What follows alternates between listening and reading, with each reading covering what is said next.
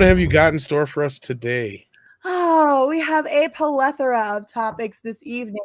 You actually dug this up because, as far as I can tell, none of us ladies here on this panel had even heard about this movie that you dug up. I believe it's called the Kitchen. Kitchen. Is I that saw right? Yeah. one trailer for it. One trailer. That's it. One trailer. Not that I One was trailer. interested in it by any stretch of the imagination, because I don't know that I've ever fantasized about being a mobster. But yeah, it was kind of ridiculous. You want me to go ahead and pull up the article here? I got her, but yeah, you can if you want to. Okay, let me go ahead and Either or works for me. all right, let me pull it up here. Screen share. Probably should have had this ready beforehand. Oh, good. I had one ready too. My text alert went off and it didn't show up. And I did see a trailer for this. Whatever movie it was I saw last, I can't even remember now. Well, sorry, Rushaholic. That's my light, and I can't do much. That's my overhead light. Oh yeah. Hey, we're just happy Mara's here to join us tonight. Super glad. And isn't she lovely, guys? Yes, don't we have a very lovely panel? We do what we can. The lens flare kind of makes her look like an angel. It just makes her like JJ. Yes. Well, better than JJ, so. All that schnaz. And let me throw a link up here real quick. I'm trying to keep links up for everybody because these beautiful ladies deserve a sub from you guys. So trying to get links up, and we'll go ahead and read through this article real quick. So the kitchen.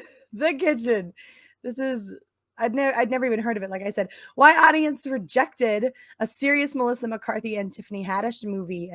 The Kitchen couldn't take the heat. I see what you did there. Sorry. Burned by negative reviews and pitched competition, Warner Brothers, a New Line's heist thriller starring Melissa McCarthy, Tiffany Haddish, and Elizabeth Moss, opened with a dismal $5.5 million when it debuted in 2,765 theaters. The people who did venture out to see the film this weekend weren't at all that enthused, giving it a mediocre B- cinema score, signaling that word of mouth might not bode well for The Kitchen in weeks to come. Warner Brothers knew this was going to be a tough sell, as they didn't support The Kitchen like a big summer blockbuster from the get-go, said Jeff Bach, a box office analyst and exhibitor relations. Case in point, they have Blinded by the Light opening this weekend, just a week after The Kitchen. Studios usually don't run films on a conveyor belt unless they're trying to move it in and out of the public eye as quickly as possible. So The Kitchen, with a price tag around $38 million, represents yet another mid-budget movie that has struggled to punch up against blockbusters that continue to dominate multiplexes. It's becoming tougher for studios to sell audiences on anything that feels like it could be seen on Netflix. The rated R movie, which debuted against sorry, lost my spot. This is why I need a new mouse. No worries. The rated R movie, which debuted against 4 other nationwide releases, also faced headwinds from Quentin Tarantino's Once Upon a Time in Hollywood, which is still drawing adults to theaters. However, modest production and marketing fees do help limit any potential damage for the studio. I've been doing this a very long time, and I've never seen a gap between the movies that work and the movies that don't, said Jeff Goldstein, Warner Brothers president of domestic distribution. It's a cautionary time for us as we greenlight movies. He adds, in the case of this story, we took bold choices that didn't pan out for us. I don't know that I would agree with that, but some of those bold choices include casting.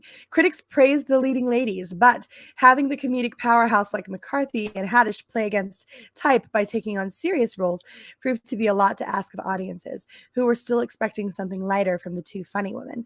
The movie marks a career low for both Haddish and McCarthy, which is saying something considering the latter starred in last year's Muppets Gone Wild train wreck, Happy Time Murders. The Kitchen was criticized for a jumbled plot that fell back on mobster cliches. I think audiences are accustomed to seeing comedic actors play it straight. However, that doesn't mean that those efforts have necessarily been successful at the box office, Bach said. Whenever there are a handful of new releases over any given weekend, there are bound to be box office casualties. It also bore striking resemblances, this is actually important, to the plot of Widows, Fox's gritty female-fronted mob drama. Perhaps it should have been a red flag that despite solid reviews and a starry cast, Widows failed to break at the box office and ended its run with $76 million globally off a $42 million budget. In the words of Variety's chief film critic Owen Gleiberman, The Kitchen was just like Widows, except not as good. The similarity to Widows was certainly a drawback. Bach said, adding all the gun violence issues in the media may have also played a part. Escapism is an essential draw for audiences, and it's possible to hit just too close to home. Several more August releases, including Warner Brothers' musical rom-com Blinded by the Light, Universal's raunchy comedy Good Boys, and Annapurna's adaptation of the novel Where Do You Go?, Bernadette, will continue to test audiences' hunger for mid-budget fare. Let's hope next time they bring their appetite. So. All right. Well, before we get into this and break it down, we do have one $2 super chat from Deranged Lunatic. He wants to know what Miss is having for supper. That lucky little lady is having Taco Bell, and I hate her for it. Chicken quesadilla. So what are we going to touch on first? The horrible puns in this article. Horrible. Yeah. Go ahead, ladies. Rip it apart. Huh. Well, I'll let you guys start or unless you want. How do you want to do this? So I'm happy to start if you want me to, but I've not heard of this movie. I have not heard of it. I couldn't tell you what it's about. I don't know. It's basically what are their husbands in jail or something, and then they take over their mob empire or something. I only saw one trailer for this movie, and I don't know, for lack of a better word, like the marketing was poor for this film. And the fact that it was poor probably says that they weren't banking on it being successful at all. Mm-hmm. So I couldn't agree with that more. Well, and not only that, I'm not really sure who they thought they were who they would have even marketed this towards. None of it interests me. No, I mean, the actresses, it's just that it's almost like they're banking on women primarily to see it just because it's basically fronted by women, as if that's our criteria whenever we go see a film. And that's what I have an issue with Hollywood. They feel like if they give what they consider strong female leads, it's automatically going to make women flock to that movie. And I'm at a point where I'm like, no, I have to be engaged in the story. And if you can't sell me with the trailer, I'm not going to go see a movie. I'm not wasting the money for a ticket plus the concessions to sit for 2.5 hours in a film that I have no desire to see. Mm-hmm. Well, when's the last time you heard about a little girl sitting there fantasizing about being a mobster? I'm just saying, something like that needs to be relatively funny and entertaining for it to work, I think. Mm-hmm. And I don't see any reason. And if you're going to cast Melissa McCarthy in something like this, you really ought to go ahead and play to her strengths. I'm not sitting here trying to watch women become mobsters. I'm just doing my best to try to enjoy a story for what it is. And if you're not giving me something that's engaging to me or hits home with me or resonates with me in some way, then I'm not going to go out of my way to see it. And you didn't market it to me. You didn't do anything to bring this out of the woodwork. This just looks like another female empowerment movie to me. Oh, hey, the husbands. And I actually read the review that you had posted for it, Tom. And it looked like essentially what he was saying was that there was no real heart or soul in this movie. This was just basically a ripoff of The Widows, right? To begin with. And then even on top of that, you've got this sort of caricature of a bad guy who's basically, bad man, right? Like he's a bad man and trying to hold down the women. That these women were essentially like their husbands had gone away. They needed help. They were supposed to be supported by the mob. He didn't do that, right? He didn't take care of these women, the mob boss, like he was supposed to, like he'd promised to, because he basically has no care or concern for women. And so the women had to become strong and empowered and take care of themselves. But that women don't We'll go get a job. We're not going to become a Whoever wrote this movie watched Goodfellas. No, at least I haven't seen Widows yet, but at least Yeah. that plot almost to a point made sense because that in that point basically they're backed into a corner by another I guess mob boss who their husband stole money from. So when you have that element where you're forced into it, like basically a life or death situation versus I'm going to stick it to the man. In this case, the mob boss is supposed to take care of me. I don't think it really resonates as well with audiences as Widows did. When it's a simple kind of revenge tale slash women being badass and taking over what their husbands did. Mm-hmm. Yeah, what I was trying to say was, like, it's like whoever wrote this movie watched Goodfellas, and they took the one little scene where when the main character by Ray Liotta or whatever is in jail, and his wife's all upset because she's not getting the help that she's supposed to be getting, when the mob's supposed to be all about family and helping family and all that kind of shit, and she gets pissed off. So they took that one little element and made a whole movie about it, basically. And like, well, what would these women do? Which, okay, yeah, it might be an interesting idea. And it didn't even say, I might even remember if it said it was based on a true story too. But Mary or Miss, you want to look like you want to say something? Well, I was wanted to say, like, I feel bad for Melissa McCarthy because she's been typecasted, basically. She's been completely typecasted as this really silly character. I don't think she cares. I think she cashes the checks just like everybody else. To be honest with you, Mark C though had a super chat, $5. Says, "Can you all hear me?" Yeah, we can hear you. Okay, I just want to make sure my mic didn't stop working. No, the kitchen would have been better if it had a dude in a red suit. Basically been typecast, and I think that's an issue most comedians face because now you're basically typecasting yourself to with audiences that they can't see you doing anything serious, like with Jim Carrey. Mara, love, can you hear Tom? No. Tom, will you say something to make sure she can? She might not be able to hear me because I was lower than you guys. That's possible. Can you hear him? Yeah. You can't hear him. Okay, he was in the middle of reading a super chat, love. All right, that's all right. I can't hear him. Yeah. 1 second, Mar. The kitchen would have been better if it had a dude in a red suit and a mask with horns. Like Daredevil. Yeah. Yeah. Anyway, I've been ducking out so you guys can have the spotlight anyway, and I'm gonna do that. So here we go. Yeah. Yeah, no, Miss was actually making a really good point on that earlier. You were talking about like these movies, they don't resonate with women. And like, at least give us something we can meme, right? You were saying something about that earlier. A lot of the movies that are female driven from like the 80s or I got food in my mouth. You really want to present me right now?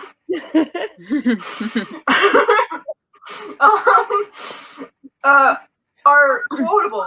They're memeable, I guess is another way to put it. You see something and you think about that movie. A lot of the movies that have been coming out recently that try to have the same thing about them, you can't quote them. There's nothing like, what do you think of? What thing from that movie does it inspire you to walk around quoting it at your friends or even just to yourself because you can't control yourself when you see it? Mm-hmm. These movies have not attracted us at all. Yeah, to go we were making jokes about the whole we wear pink on Wednesdays, right? Like why do us as women sit here and be like, well, then you can't sit with us? So like we talk about things like Mean Girls because we all knew those chicks when we were kids, right? We all knew those chicks. It resonates with us. We can sit there and laugh at that. But how many women are sitting around going, yeah, I remember the days when I was a mobster. Yeah, totally. No, we don't. That's a guy thing. That's a guy thing, honey. We don't care. The Godfather. Marlon. You're skipping out, Mara. Can you pop out and pop back in for us, love? Maybe we can reset the connection. Okay. Or Mara. Yeah, let's get Mara out and back in here in just a second. Yeah, I was never really interested in the Godfather movies. Thought my phone was ringing. I haven't seen them. I liked Goodfellas, and I liked shit, what's that movie? I can't remember the movie. Well, there are loads of female movies that are Usual Suspects. Usual That Suspects. I never got into those either, though. Like, it's not a secret. I'm sitting here, I have my boobs firmly in place on my chest. I don't care. I don't care.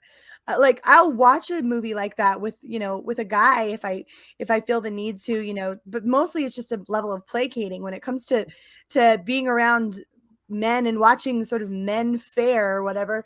I don't want a woman to sit in the place of what it is that a man would do. That's not going to automatically make it interesting to me. Oh, hey, there's boobs on screen. Must be for me. Like, that's not how this works. Well, like, think of a good movie about like powerful women. I think I can't remember what it was called. It had Kate Blanchett. Do you remember what movie I'm talking about, Tom? With Tom Jones. I think it's Tom Jones. Is it Tom Jones? Tom Jones is a singer, so yeah, wrong Tom, wrong other Tom. But it had Kate Blanchett in it. It was called something like Lost or Forgotten, or I can't remember. It was a Western thing, and her daughters were taken to become slaves. The And her Missing? father, the what? The Missing with Tommy Lee Jones. Tommy Lee Jones. There we go. That's probably Yeah, yes. that's what I'm thinking of. Yeah, The Missing. So you're close. You said Tom Jones, so you just missed the Tommy Lee part.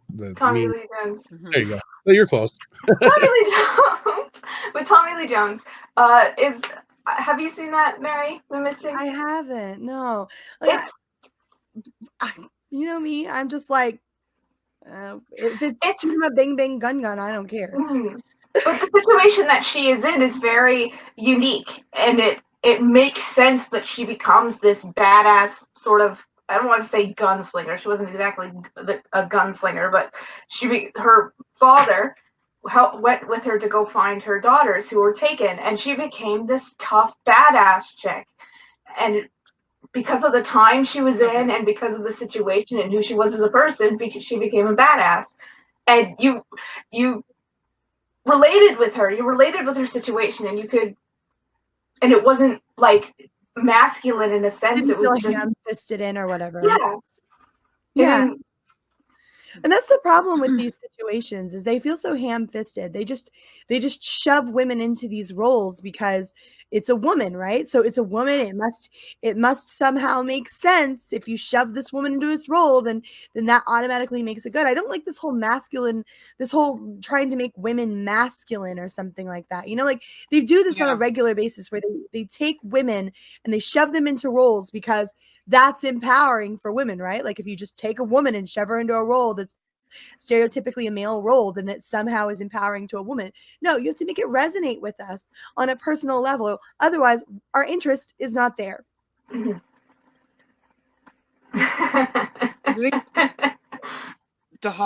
you hear me now? Yeah. Okay. To Hollywood nowadays, you can't be strong and feminine. Basically, it's whatever they consider strong. They look at the masculine qualities, such as the physically imposing, assertiveness and things like that, without taking into account that there are different levels of strength and women are strong in their own rights. So if you say, well, I'm feminine as well, that's a juxtaposition for them, and it's almost mutually exclusive with Hollywood now. Mm-hmm. You can't be both to them. Yeah, that's the weird part, is that they treat femininity as though it's some kind of plague, some kind of disease, and that you can't be both feminine and masculine at the same time. They treat it like it's something to be ashamed of. I'm sorry, but as a woman, I will absolutely sit there and laugh my butt off at Clueless because it's funny and it's female humor, and I relate to it, and there's nothing wrong with that. So I don't get it. I don't really understand what they thought was going to happen here. I don't know. I mean, as I said, the fact that I only saw one trailer and just about no other marketing for this movie, it does not bode well. And it's like the article pointed out, it's almost like the studios were banking on it to fail. Yeah. They knew. They knew we didn't care. I'm trying to think of the difference, the difference between why did this movie be like and then other movies are like, yeah, I totally watched that, with female roles taking on certain situations that we can actually I want to say Kill Bill work when this doesn't, right? yeah. Well, I honestly feel like the motivating factor that they gave Kill Bill was an inherently resonated with women, and that's a mama. Don't fuck with her baby, right? Like, you fuck with a woman's baby, and yeah, she'll murder you. That's Well, not only that, her character changes because the dynamic changes. At first, she's just out for revenge. Then she finds out that her baby's still alive at the end. Yes. You know, so it was like a totally different situation then. But yeah, I think you guys have sufficiently brought up the point here, and that is they need to make more movies that women are interested in, and not just movies that are geared towards women that they're like, here, you'll love this and like it because we say so. You know, and you guys brought up some great examples, and we did before the show. Like I said, you know, where's all the great female-driven or female-oriented films that came out of the 80s and 90s, like Pretty in Pink or 16 Candles, or what was some of the other ones I brought? The Craft, and you guys brought up Clueless and Mean Girls and stuff like that already too. And there's a lot of movies that are under that chick flick banner, but they're still decent films on their own, you know, in their own right anyway. So I think that's kind of the point, is that, you know, hello Stig, is that a lot of these movies just aren't gearing towards the audience they should be. And a movie like Kill Bill wasn't even really technically geared towards women. It was just, it had a very strong female character. The same with Alien. Well defined. Yeah, and Alien is another great example of that. Yeah. Yeah. Well, and Alien sort of did a twist on the first one. You didn't expect it to be her, right? She's in this survival situation where it's do or die, right? That's what it is, though. It's a situation that drives the character. It shouldn't be just a random drive that they have with really no reason behind it. Like, I don't know what this movie's about. I don't know anything about it. But it's like, okay, your husbands from the mafia have been arrested, so now you're gonna do what? Grab guns and kill people? Why? No. And bringing up Ripley was originally going to be a male character. Sigourney Weaver proved that she was the best for the role simply because she is a great actress. And Ridley Scott saw that and said, you know what? I'm going to change. And it worked. It wasn't agenda driven. It wasn't identity politics driven. It was just, she's the best for the part. Actually, more so than that, I believe every character in that script was written to be interchangeable. That's why their names are kind of like ambiguous, like all of them. So you could make it any which way. They when they wrote the script, like it didn't matter which, they could have been male or female. But at least in the second film, they went about acknowledging her femininity by writing in this sort of maternal instinct, right? Like, with her losing her daughter. Yeah. If you watch the extended cut, I think that's in it, and then finding Newt later on, which makes that more poignant too. Yeah, they didn't ignore her femininity in the second film, which I think heightened the experience. What we were saying, long as her motivation became Mama Bear coming out. So when she confronted the alien, here's a good example then, if you want to talk about that. Yeah, Sarah Connor. What they're going to do to her character now? Because if they really go through with what this plot's supposed to be, they've basically done to Sarah Connor what they're doing in Star Trek by negating, Nichelle Nichols' contribution to the franchise by saying Sarah Connor doesn't fucking matter anymore. John Connor doesn't matter anymore. By doing that, you're taking one of the greatest female heroines in cinema history with Sarah Connor and taking her down to the lower level and just saying she doesn't fucking matter, just so you can make some female the hero of the future. Is that really what it was? Was it worth it for that? If that's the case, I mean, well, they're taking her motivation. Time will tell when it's released, and it doesn't do as well because now you've turned off a majority of the fan base by saying, well, we're going to retcon we're going to completely do away with Terminator 3 and it's retcon Terminator 2 in a way by killing off John Connor as a kid, which takes away Sarah Connor's motivation. So what motivation does she have to protect this woman? None And other even than trust- stupidity and revenge. Yeah. I can And even understand trust her. this other female Terminator. Why does she trust them? Because they're women? It doesn't make any sense. Banana. That's as good a reason as any. Banana. Oh yeah. If what we've heard is true about this upcoming movie, it is going to be worse than any Terminator 3, Terminator Salvation, Terminator Sega Genesis, all just so they could make this new Woke crap. this new lady the future, because they can't have John Connor be the future. Because then No. they didn't stop to think that you're taking away Sarah Connor's motivation, as Mara just said, of the fact that she's the world's best badass mom there ever was, because she would do anything to protect her son. Yep. Yeah. They're putting women in this category, and it's annoying. It's annoying they're like, women have to be this now. Women can't be individuals. Women aren't allowed to be individuals. They have to be this. They have to be this because this is how things should be. They're better than men. They're better than everybody. Women are amazing. They can do all these amazing masculine things. They're not even women anymore. They're these alien species. It's not funny. It's not interesting. Women are individuals, and they should be able to be related to as individuals making those decisions. Yeah, and whatever happened to acknowledging the fact that women are, in fact, women? Yeah, Or that we're different. we don't have a hive mind. And I love how the one side is all about pro-choice, but if I say something like, well, I choose to stay home and take care of my family. Well, no, you're setting women back 100 years. Like, you might as well get rid of the suffrage movement. So we're not allowed to be women anymore. That we're not allowed to be feminine. We're not allowed to lean on masculine people in any way. We have to suffer to get through and get their agenda forward. And it's hurting them more than it's hurting us. Thanks for watching. Yeah. If you like this video, why not subscribe and click the bell icon for all the latest content? And be sure to check out our other videos. Stay tuned because another video is coming right up.